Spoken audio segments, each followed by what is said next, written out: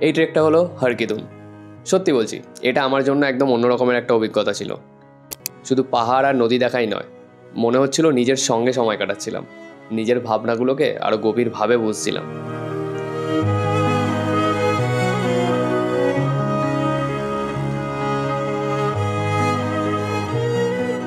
হাঁটতে হাঁটতে মাঝে মাঝে এই যে ঝর্ণার জল খাচ্ছিলাম, আচ্ছা ওটা কিন্তু একদম ফ্রেশ।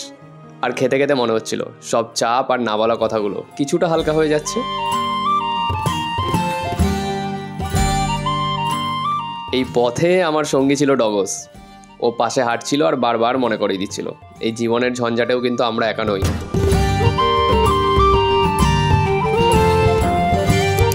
মাঝে মাঝেই বসে পড়ছিলাম নদীর পাশে আর পাহাড়ের সামনে, নিজের ভেতরের কথা ভাবছিলাম। এই আমাদের মিড-20-র মানুষজনরা কিন্তু নিজেদের পরিস্থিতি আর ভাবনার কথা কাউকে সহজে বলতে পারে না। একাকিত্বের কারণে অনেক সময় নিজেদের ভেতরের কথা বা চাপ কেউ জানতেই পারে না। তবে এই প্রকৃতির মাঝে বসে আমি বুঝলাম কখনো কখনো নিজের সঙ্গে জাস্ট সময় কাটানোটাই সবথেকে বড় হেল্প।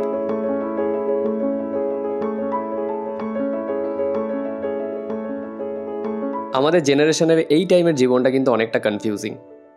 ঠিক জানি না জীবন কোথায় নিয়ে যাচ্ছে। কাজ করছি, লড়ছি, কিন্তু বাস্তবের চাপ তো থাকবেই। যেমন মা বাবার দেখাশোনা করা, ছোটবেলার দেখা স্বপ্ন পূরণ করতে না পারা, নিজেদের একটি বাড়ি করার চেষ্টা, কাজের প্রতি সন্তুষ্ট না থাকা, আর অজানা ভবিষ্যতের চাপ তো রয়েইছে।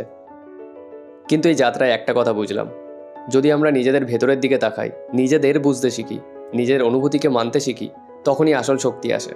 জীবনের সব সমস্যা, চাপ, অনিশ্চয়তার মুখোমুখি হতে আমরা আরও প্রস্তুত হয়ে যাই।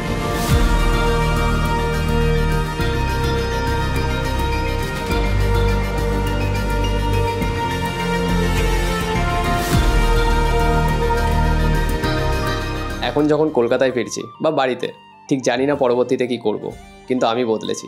ছোট ছোট মুহূর্তগুলো, প্রকৃতির নিস্তব্ধতা, এই ট্রেকের সব কিছু মিলিয়ে আমাকে অন্যরকম করেছে। যারাই আমার বয়সী লোকজন, মানে ওই 26, 27, 28, সবসময় ভ্রমণ করা পসিবল না এটা বুঝি, কিন্তু অন্তত একবার চেষ্টা করা উচিত। নিজেকে সময় দেওয়া, দূরে বেরিয়ে এসে প্রকৃতির সঙ্গে থাকা, এটা শুধু আনন্দ নয়, নিজের ভেতরে শক্তি খুঁজে পেতেও সাহায্য করে। নিজের জীবনের উদ্দেশ্য খুঁজে পাওয়ার প্রথম পদক্ষেপ। এবার মনে হচ্ছে এই ছোট্ট চেষ্টা, এই একদিন প্রকৃতির সঙ্গে সময় কাটানো, আমার একাকিত্ব, অনিশ্চয়তা, চাপ সব কিছু একটু হালকা করে দিয়েছে। সত্যি একবার চেষ্টা করো, তুমি নিজেও দেখবে, যদি সাহস দেখাও জীবন বদলে যেতে পারে।